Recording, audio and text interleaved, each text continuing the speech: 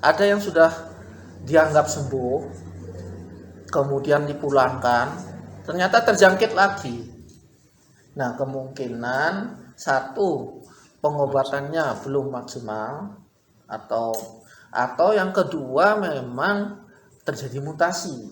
Yang seperti saya katakan tadi, bendol, misalnya buah kotak ini tambah bendol sedikit. Jadi dia muncul seperti demam berdarah. Demam berdarah begitu. Morbili itu sama. Sekali kena sembuh, selamanya seumur hidup nggak akan pernah kena. Sudah terbentuk antibodinya. Tetapi ya itu lebih pintar virusnya. Dia akan bermutasi. Nanti dia mutasi dan dikenali lagi, sakit lagi ya. Nah, sakitnya itu biasanya seperti kejadian demam berdarah itu kan nggak virus. Itu kalau ada yang primer itu artinya baru pertama kali kena, kemudian sembuh, digigit lagi, kena serotype yang lain, itu bisa jatuhnya begitu kena langsung kritis karena sudah ada kondisi yang sebelumnya. Nah, itulah yang dikhawatirkan kalau virus. Karakteristis virus itu seperti itu karakteristisnya. Jadi, makanya harapan kami itu ya gimana social distancing ini dijalankan dengan baik. Semua aturan-aturan sudah diterapkan, dikerjakan dengan benar. Terutama tiap orang harus melindungi dirinya sendiri.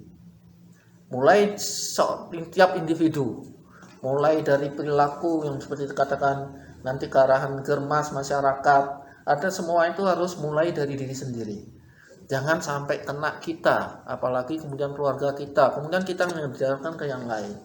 Itu ya, dengan menanamkan, artinya melindungi diri sendiri itu sudah tertanam di rakyat Indonesia. Dengan social distancing-nya saya kira akan berhasil, dan kita tidak seperti Iran atau Italia, mungkin seperti itu yang kita harapkan.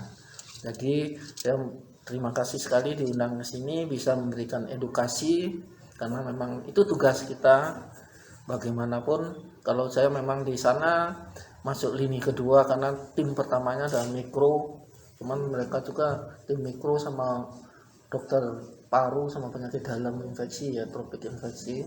Tapi kita di lab tetap mendukung untuk pemeriksaan lab pasien-pasien ini apakah kondisinya kritis dan sebagainya itu. Jadi dengan diundang sini mudah-mudahan anak-anak terutama semua masyarakat yang ada di terutama Sidomulyo ini aman ya.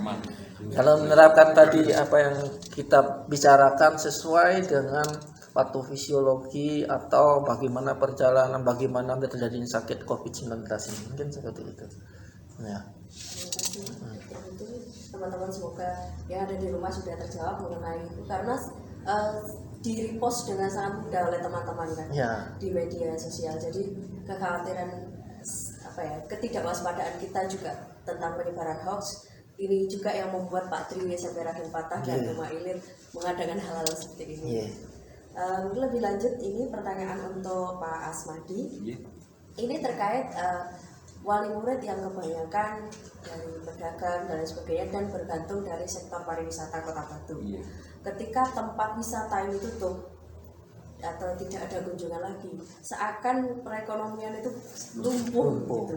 Ini sikap dari Kota Batu ini lebih lanjut menyikapi hal ini seperti apa? Terima kasih.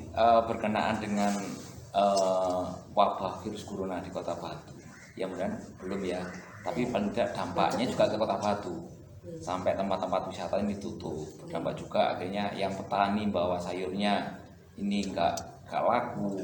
Kemudian bunga, yang petani bunga juga mandek. Nah, ini bagaimana solusinya? Kami kemarin bersama-sama dengan Forkompimda, dalam hal ini pemerintah Kota Batu, melakukan rapat yang intinya akan menanggulangi persoalan itu.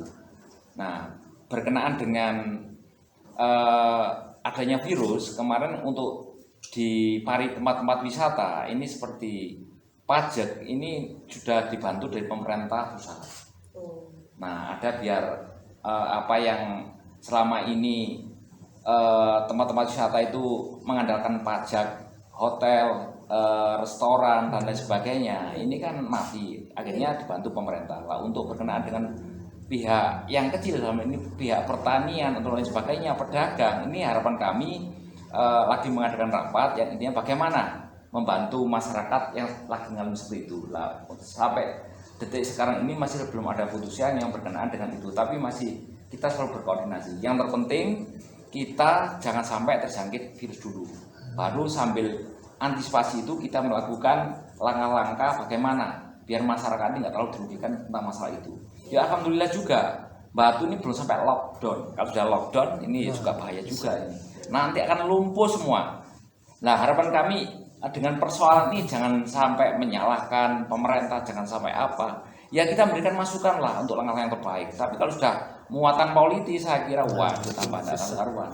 Apalagi sudah rame-rame mau yang arahnya terlalu jauh, akhirnya Indonesia mungkin kacau. Ini harapan kita harus kita hindarkan. Tapi yang terpenting kita saling sinergi, kita saling berupaya bagaimana mengatasi ini dulu, baru sambil jalan kita mengantisipasi berkenaan dengan bagaimana perekonomian kok sepi. Langkah-langkahnya seperti apa? Kami lagi berkoordinasi dengan dinas terkait.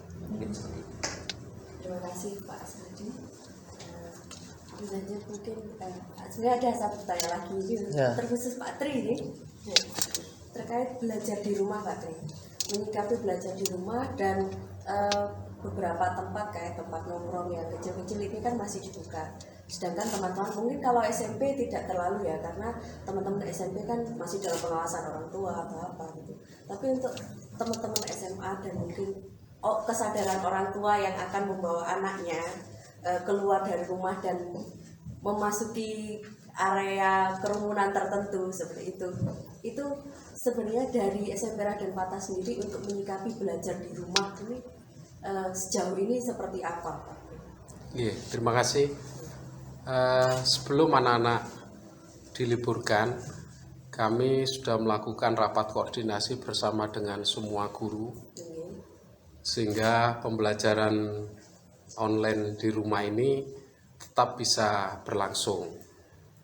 Sebenarnya pembelajaran di rumah ini ada hikmahnya. Yang pertama, anak-anak dijaga supaya tidak sampai keluar dari rumah. Kemudian anak-anak tidak dirugikan dengan libur, kemudian tidak ada pembelajaran, tetap masih ada pembelajaran di rumah dengan kita atur jadwalnya. Kita atur jadwalnya setiap hari sudah kita atur. Kemudian setiap mata pelajaran mengirimkan kepada Bapak Ibu wali kelas. Wali kelas langsung menyampaikan kepada grup kelasnya masing-masing. Kemudian bagi anak-anak langsung mengerjakan di rumah. Diberi batasan jam 14, pekerjaan itu harus dikirim kembali kepada wali kelas. Sehingga kita bisa pantau secara langsung anak ini mengerjakan atau tidak. Tapi alhamdulillah dari pantauan wali kelas, anak-anak hampir semuanya mengerjakan tugas-tugas yang disampaikan kepada anak-anak. Ini mungkin juga atas partisipasi dari orang tua yang sangat tinggi sehingga bisa memantau putra-putrinya, sehingga anak-anak mengerjakan, tidak keluar dari rumah karena kita pantau. Dan juga sudah kita sarankan bahwa setelah mengerjakan, anak-anak tetap beraktivitas di rumah, tidak sampai keluar menuju pada kerumunan massa, sehingga anak-anak bersama-sama kita mencegah untuk beredarnya COVID-19 ini tidak sampai pada diri anak-anak kita. Terima kasih. Jadi itu yang sudah dilakukan oleh SMP Raden Patah. Jadi tentang kerjasama antara orang tua, lalu anak dan sekolah. Jadi diharap mungkin melalui saluran ini juga teman-teman yang sedang online atau di luar bukan dari SMP Raden Patah juga ada kesadaran mengenai hal itu. Ketika orang tuanya mengajak keluar rumah mungkin bisa mengingatkan, begitu pula sebaliknya. Lebih lanjut mungkin akan ada pertanyaan yang sudah direkap dari siswa, ada perwakilan, silakan Mbak Agnes atau siapa? Ya silakan Mbak. ini namanya Mbak Anes, kelas berapa? Masih kelas 7. Tapi perwakilan Mbak Anes ini yang mereka pertanyaan dari para siswa. Silakan Mbak Anes. Ya, jadi ada pertanyaan dari teman-teman, apakah berjemur bisa menghilangkan virus corona yang ada di tubuh? Karena ini beritanya sudah banyak beredar di WhatsApp. Terima kasih. Saya kira kalau yang pertama itu adalah bagaimana kita menjaga kesehatan ya. Jadi yaitu hidup sehat dulu. Hidup sehat itu ya makanan bergizi, kemudian misalnya tidurnya cukup, istirahatnya. Jadi berjemur itu salah satu aja untuk bagaimana kita supaya sehat. Jadi dia tidak bisa langsung membunuh virus tadi ya. Jadi virus itu kontaknya cuma berapa jam. Misalnya kalau kita ketemu sama orang kemudian kena percikan droplet tadi yang mengandung virus, tidak cuci tangan, nah itu dalam sekejap dia sudah langsung masuk ke dalam darah. Jadi berjemur itu tidak langsung bisa membunuh virus. Jadi virus itu kalau sudah masuk ya bagaimana biar berjemur seperti apa ya tetap tidak bisa ya. Yang jelas itu yang paling penting adalah bagaimana menjaga kebersihan tangan dan mencegah kontak lewat terutama triangle di wajah tadi ya. Berjemur boleh, itu salah satu seperti berolahraga lah istilahnya, meningkatkan daya tahan tubuh kita. Harapannya kalau daya tahan tubuh kita sudah bagus, itu virus itu walaupun dia menginfeksi itu masih bisa ada antibodi yang terbentuk sehingga bisa tidak sampai menimbulkan sakit. Tapi ya itu hindari kontak tadi. Walaupun misalnya sudah tidak sakit tapi asimptomatis di dalam tubuhnya, dia carrier, membawa ya. Itu seperti itu. Jadi intinya menjemur itu salah satu cara untuk bagaimana tubuh kita sehat, tetapi dia tidak langsung mematikan virus, karena virus itu kan dia tidak hidup di luar di kulit kita, hidupnya di dalam tubuh dan masuknya lewat tadi ya. Kecuali misalnya kalau misalnya kita pas kena tangannya belum dicuci, tidak nyentuh apa-apa juga, kena jemur, itu pun beberapa jam itu masih belum ada penelitian yang jelas ya. Jelas virus itu mati dengan antiseptik itu. Karena jemur kalau matahari itu kan dilihat jam berapa kan ada ultraviolet dan sebagainya. Ya kan? Enggak sama. Kalau dia pas ultraviolet antara di bawah jam 8 itu mungkin masih bisa. Kalau pas tangannya kena ada virusnya. Tetapi pada dasarnya virus itu kalau sudah masuk di tubuh ya masuk dia terutama lewat selaput lendir ya. Itu hindari kontak gitu aja saya kira. Ada pertanyaan lain dari teman-teman Mbak Anes? Ya sudah. Ya, terima kasih Mbak Anes. Kelas 7. Ada pertanyaan lain mungkin perwakilan dari guru, silakan. Oh ya, silakan. Dari situ, monggo. Oke, ini untuk menjawab atau agak maju terdengar tidak? Menjawab pertanyaan keresahan masyarakat, mungkin ingin saya tanyakan sama Pak Asnadi, apakah ada anggaran khusus yang dialokasikan dari kota untuk jika nanti ada di Kota Batu yang ingin memeriksakan kondisinya, jangan-jangan kita tidak ada yang terdeteksi karena kita khawatir nanti bagaimana biayanya. Terima kasih Bu Guru. Berkenaan dengan anggaran di Kota Batu ini, itu ada anggaran biaya tak terduga, anggaran dana tak terduga itu ada. Maksudnya dikeluarkan kalau ada sesuatu yang khusus. Ini nanti berkenaan dengan penggunaan itu nanti pasti legislatif dengan eksekutif nanti akan berunding dengan ada kasus baru katakan yang harus tertangani, pasti ada dana-dana yang persediaan untuk itu. Seperti ada musibah atau apa itu ada. Jangan khawatir, nanti sudah kita agendakan, sudah kita anggarkan, nanti kita tinggal bersama-sama dengan wali kota memutuskan dan seperti itu. Dan kami selaku wakil rakyat ya harus dikeluarkan. Ini anggaran disiapkan untuk itu. Mungkin Terima kasih Asmadi. Ada pertanyaan lain dari silakan Bu Ida. Ini ada satu pertanyaan kemarin yang kita himpun di Instagram yang tadi sepertinya belum terjawab secara detail untuk pertanyaan ini. Nah, untuk langkah yang sebentar saya buka dulu. Sebagai ibu rumah tangga, jelas langkah yang harus dilakukan ketika keluarga harus mengisolasi diri dari dunia luar. Ini rumah ini harus diapakan? Ini pertanyaannya dari ibu rumah tangga. Misalkan, apakah kalau setelah keluar kita perlu melepas baju kemudian mengganti baju atau cukup kita pakai hand sanitizer aja sebelum masuk rumah?